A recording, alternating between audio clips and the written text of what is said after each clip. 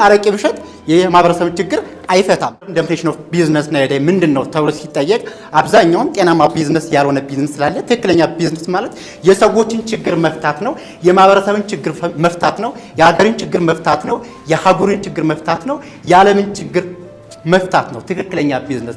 ስለዚህ ችግር ባለበት ሁሉ ቢዝነስ አለ፣ ጤናማ ቢዝነስ። ይሄን ያነሳውበት ምክንያት ጤናማ ያልሆነ ቢዝነስ ስላለ ነው። ለምሳሌ አረቄ ብሸጥ የማህበረሰብን ችግር አይፈታም። ምክንያቱም ብዙ አረቄ መጠጣት አለበት ወይም ብዙ ሰው መስከር አለበት ማለት ነው። የአስክሬን ሳጥን መሸጥ ቢጀምር ኦኬ ትርፍ አለው ያበላል፣ ግን ትክክለኛ ቢዝነስ አይደለም። ግን የሰዎችን ችግር አይፈታም። ሰዎች ካልሞቱ ገቢ የለም ማለት ነው። ስለዚህ ትክክለኛ ቢዝነስ ማለት የሰዎችን ችግር መፍታት ነው። እንደ ዓለም እንደ አፍሪካ እንደ አህጉር ላሮፍ ፕሮብለም ብዙ ችግር አለ። ስለዚህ የሚያዋጣው ቢዝነስ የሚያበላው ቢዝነስ ምንድነው?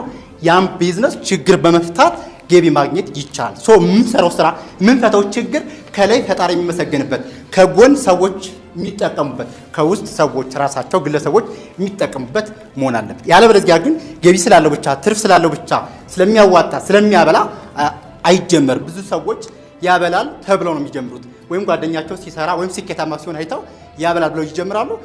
አብልቶ ጨርሶ መሰለ ሲደርሱበት እነሱ ጋር አያበላም ማለት ነው። ስለዚህ ትክክለኛ ቢዝነስ ምን ችግር ልፍታ፣ ችግር እንዴት ልፍታ፣ ከዛስ ትልቅ ችግር ስንፈታ የሚያዋጣ ቢዝነስ፣ ትልቅ ችግር ስንፈታ ትልቅ ገቢ አለ ማለት ነው። ዘ ቢገር ዘ ፕሮብለም ዘ ቢገር ዘ ቢዝነስ።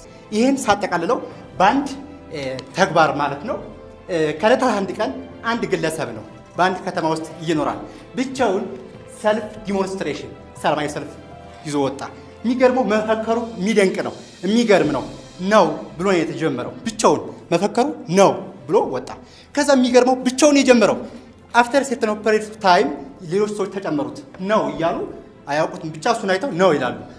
አሁንም እያለ አጠቃላይ የከተማው ህዝብ ማለት ነው ምንድነው ተከተለውና ሙሉ ህዝብ ወጣ። ምንድነው መፈከራቸው ነው።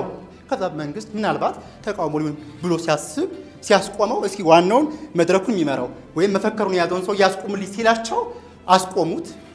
ሲያስቆሙት ይህ የዱላው ጫፍ ነው ያላቸው ማለት ነው። ይህ የዱላው ጫፍ ነው።